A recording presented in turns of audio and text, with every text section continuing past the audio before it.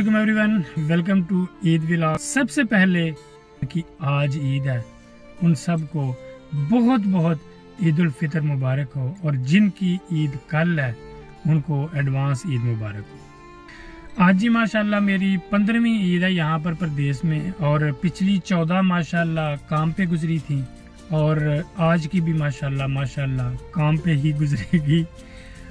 तो दोस्तों, प्रदेश में तो डेफिनेटली इस बात में कोई शक नहीं कि ईद के मौके के ऊपर जब आप प्रदेश में होते हैं तो आपको आपके अपनों की याद आती है। एक और चीज़ है जिसकी आपको प्रदेश में बड़ी शिद्दत के साथ याद आती है, और आप उस चीज़ को याद करते हो, और वो चीज़ है इंसान का बचपन। मुझे अच्छी तरह से याद है कैसे हम शिद्दत के साथ ईद का इंतज़ार करते थे। पहले जिद करके अपनी पसंद के कलर के कपड़े सिलवाते थे, कपड़े सिलवाने के बाद ईद का सामान लेते थे, ऐनकें मंगवाते थे, और नए कपड़े सिलवाई करवा के उसके बाद ईद का शिद्दत के साथ इंतज़ार करते थे जब ईद आ जाती थी। और ईद से पहले ही हमने ये उम्मीदें वाबस्ता की हुई होती थी कि फ़लाँ बंदा मुझे इतनी ईदी देगा, फ़लाँ बंदा मुझे इतनी ईदी देगा। बल्कि चंद ऐसे अफराद होते थे जिनसे हमने एडवांस में पूछा होता था कि इस ईद के मौका पर आप हमें कितनी ईदी देंगे। तो ये सारी हमने एस्टिमेट में पहले लगाया होता था कि इतनी ईदी मुझे फ़लाँ देगा, इतनी ईदी मुझे फ़लाँ देगा, और पहले ही हमने ईदियाँ जमा की हुई थी। मेरे पास इतने पैसे जमा हो जाएंगे और फिर मैं ये चीज़ खाऊंगा, ये मैं चीज़ ख़रीदूँगा, यहाँ पे जाऊँगा। ये सारी चीज़ें पहले ही हमने तय की हुई थी।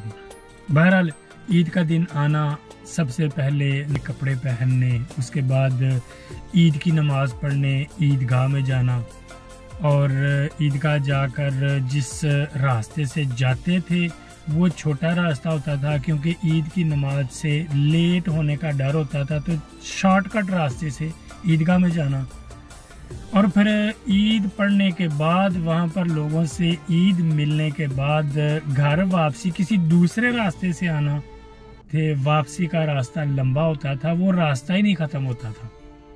शिद्दत के साथ घर पहुँचने का इंतज़ार होता था।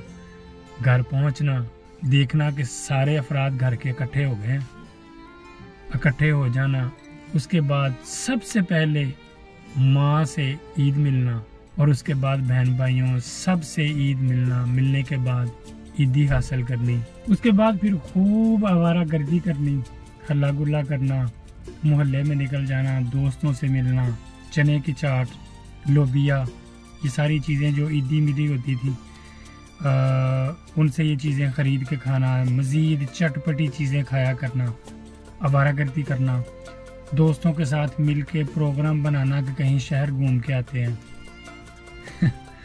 और फिर जब हम थोड़े से बड़े हुए, बड़े होने के बाद फिर एक और सिलसिला शुरू हुआ कि ईदी के पैसों में से दोस्तों ने मिल के तो पैसे इकट्ठे करके VCR लेके आना करना, और साथ में फिर डिसाइड करना जी कौन सी फ़िल्म हम देखेंगे, कौन सी मूवी देखेंगे, कौन सी लेके आनी या कौन सी नहीं लेके आनी। VCR के बाद फिर CD प्लेयर आ गए, CD प्लेयर लोगों ने लाना शुरू कर दिए।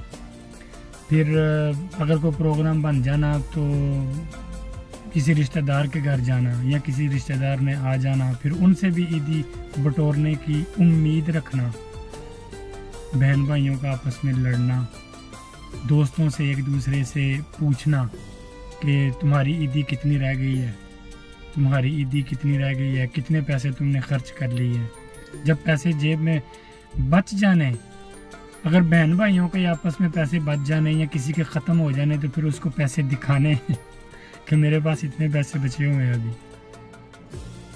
तो ये चंद बचपन की यादें हैं जो कि प्रदेश में इंसान को तंग करती हैं ईद वाले दिन खुसूसन। अल्लाह ताला सब परदेसियों की हिफाजत फरमाए, खुशियाँ नसीब फरमाए। तो बात का इख्तिताम करने से पहले मुझे वो चंद अल्फाज याद आ गए। क्या किसी ने खूब लिखा है कि ये दौलत भी ले लो, ये शोहरत भी ले लो, भले छीन लो मुझसे मेरी जवानी, मगर मुझको लौटा दो बचपन का सावन, वो कागज़ की कश्ती, वो बारिश का पानी। अल्लाह ताला तमाम परदेसियों की हिफाजत फरमाए। ان کے گھر والوں کی حفاظت فرمائے، سب کو خوشیاں عطا فرمائے اور زندگی میں آسانیاں پیدا فرمائے۔ یہ چند ایک باتیں تھیں جو میرا دل کر رہا تھا کہ میں بولوں۔ تو ایک مرتبہ پھر سب کو تہہ دل سے بہت بہت بہت عید مبارک۔ اللہ حافظ، انشاءاللہ اگلے ولاگ میں ملاقات ہوگی۔